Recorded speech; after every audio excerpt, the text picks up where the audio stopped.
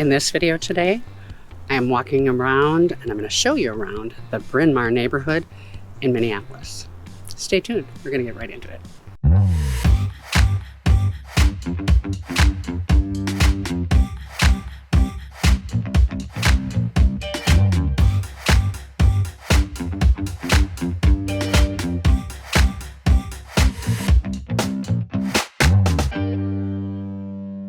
Hi, I'm Lisa Wickman. I'm with the Wickman Real Estate Group in the Minneapolis-St. Paul Twin Cities area of Minnesota.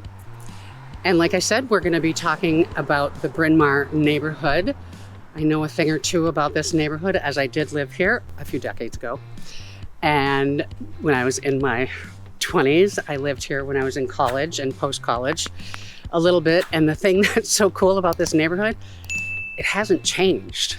It's the same. And that was decades ago. I'm making these videos because I think it's important for anybody who's considering a move to the Twin Cities. You know, I just want to educate you a little bit on some different neighborhoods, what it's like to live here, what it's like to work here, you know, live your life. So Bryn Mawr is kind of this hidden gem on the edge of the city. If you Google map it, it's 4 minutes to downtown Minneapolis. It's right on the edge of 394, which is a main thoroughfare out to the western suburbs and to downtown Minneapolis, to downtown St. Paul, out to the eastern suburbs. It is just convenient to uptown and pretty much anywhere. One of the reasons that people love this neighborhood is it's super walkable. One of the reasons they love this neighborhood is it's a very, very tight-knit community. And when I say tight-knit, I'm talking about generations living in this neighborhood, people buying a home as a first-time home buyer and then moving up into a bigger home because they love this community so much. We'll talk a little bit more about that. Part of the Bryn Mawr neighborhood is on the north side of 394.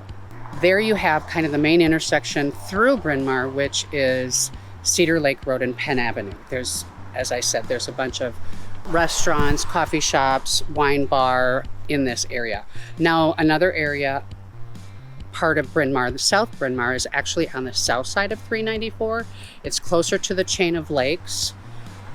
Some of the homes here are on much larger lots. There are larger homes, and some of them are just a lot more expensive because of the larger homes, the closeness to the lakes, etc. Hello. I'm talking about the Bryn Mawr neighborhood. Do you love it? So if you are an outdoorsy person or if you are an outdoorsy family, this might be a great location for you. The housing stock is a little bit tight. We're going to talk a little bit about the market and what's going on in this neighborhood in terms of pricing and what the houses look like and so forth. So as you can kind of see as I'm walking along here, this is a very tree-lined neighborhood. The houses were first built in the early 1900s. You have bungalows, you have craftsmen, you have Tudor styles, you have mid-century modern homes, and you have contemporary homes because like in a lot of other neighborhoods, some of the smaller homes are being purchased, torn down, and new construction is being built. There's quite a bit of that actually going on. There's very few apartments or townhomes, condos here. It's really more single-family homes, more than duplexes, apartments, condos. Another really nice thing, as far as the upkeep of this neighborhood, oh my goodness. Well, you can see a lot of these neighborhoods, or a lot of these yards, they love their front yard gardening.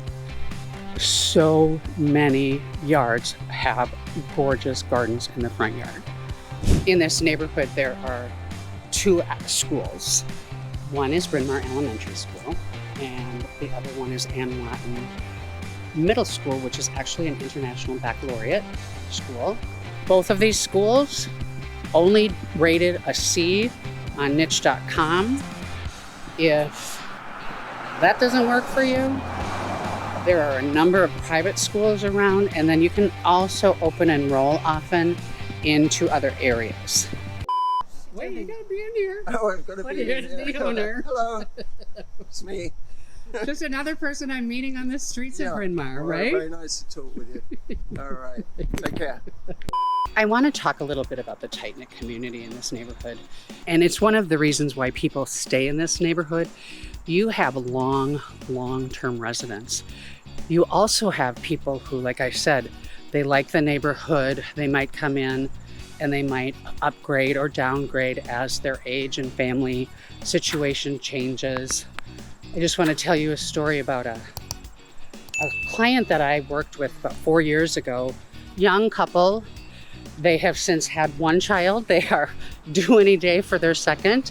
And they bought a house, like I said, 4 years ago, and they want to stay in this neighborhood, but they want a bigger house. So they're going to sell this house and they're going to upgrade, but they love it. Their kids have made friends here. So they have a 3-year-old who has a bestie, right across the yard or right across the street. And they love that. They want to stay here. So that's the kind of thing. And then I was talking to a woman as I was filming yesterday who she saw me with my camera and she's like, "Are you official?" And we stopped and talked, and she moved here in 1978. She joined the book club that was started in 1980 something. So 40 years later, she said they still meet for coffee.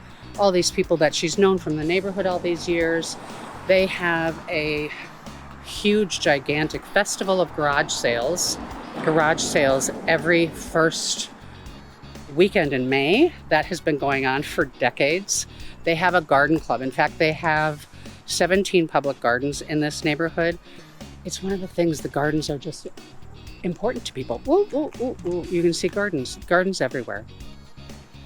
When I was filming, I talked to 3 different people. One gal who's been here since 1978, willing to sit and chat.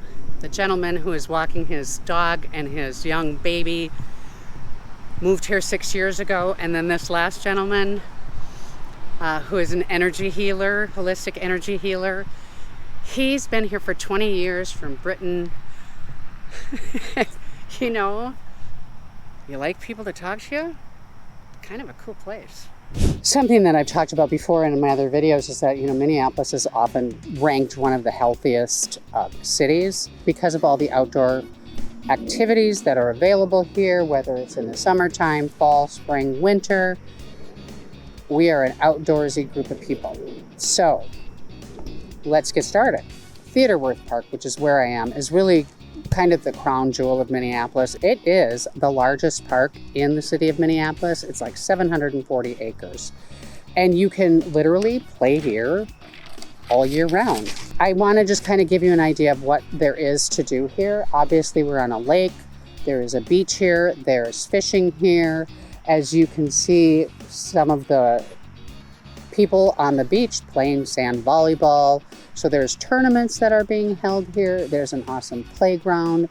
Behind me, I'm actually right on Glenwood Avenue, and I'm going to go behind me. As you can see, it's a lot of park space, but behind me there are bike trails. So if you want to do mountain biking, there are walking trails. There are regular paved biking trails. And I mean, the bikers come out in droves. There's a trailhead up here where you can catch a couple of different biking trails.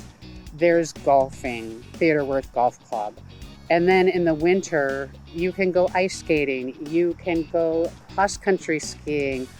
At Theodorworth Park, there is sledding and tubing and even downhill skiing. It's not the mountains, it's just a little ski hill.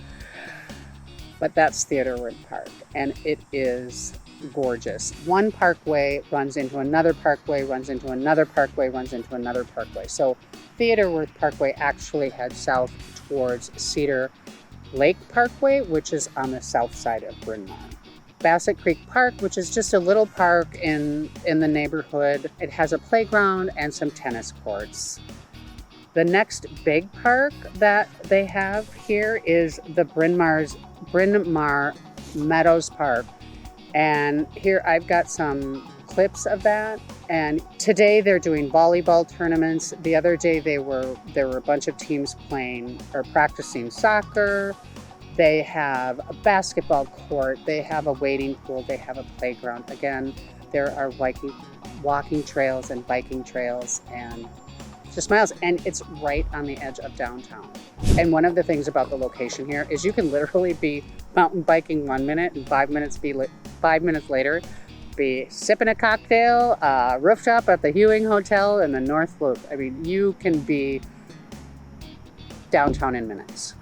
You know, the next green space that we're going to talk about is we're literally right next to the chain of lakes, which is Cedar Lake, moving into Lake of the Isles and Batamataska. Another part just along Theodore-Worth Parkway is the Eloise Butler Wildflower Garden and Bird Sanctuary, which is just acres and acres of native plants, which of course brings native birds. It's a great place to spend an afternoon or an hour or two just walking through that space because it's just kind of peaceful and tranquil and it's right in your backyard. And here is the community garden where you can come and just grab some fresh produce if you want. This is community. In the last year, 43 homes sold in the Bryn Mawr neighborhood. They ranged in price from $275,000 up to $1.4 million. Currently, what's on the market, there are just 7 homes that are active and 1 coming soon. So really 8 homes on the market. There's one priced at $350,000. That is just a 1-bedroom. There is one priced at $375,000, and that is a 2-bedroom. Then we jump to $575,000. Next jump is $1,050,000, and then 2 at $2 million. Now the ones that are at $2 million are down by Cedar Lake, and they are much larger homes, and they have been on the market. Both of these homes they've been trying to sell since 2023, so they've been on the market quite a bit. I also mentioned that a lot of the homes are smaller homes are being torn down and larger homes being built, brand new construction. There's one lot on the market for $520,000. Then there is a builder who has come in and purchased, right now there are 8 lots within this block, and they are priced at $720,000 a piece. Now both of these are your typical average size lot, 0.12 acres, which is about 50-60 feet wide, maybe 100 deep, it just depends. A couple other things, the average is $608,000 and the median is $520,000. So one of the things you should know if you're considering making a move here is it is still a seller's market here. In a lot of places in the country, it is switched and it is a buyer's market, but here it is still a seller's market. Like I said, there's only a handful of homes on the market. And unfortunately, kind of the way it is in these really popular neighborhoods. But like I said, this is a little hidden gem. Not a lot of people, especially if you're coming from out of town, are going to actually know about this neighborhood. If you're thinking about making a move here and you're thinking about the Bryn Mawr neighborhood, it's like, why? What for? Close-knit community. If you're an outdoor enthusiast, if you like the location of being kind of close to the hustle and bustle of the big city, of downtown, near the arts, near culture, all of that the big city has to offer, but you just want to be minutes outside in kind of a quiet, close-knit neighborhood, this might be a good choice for you. Reach out to us if you have any questions.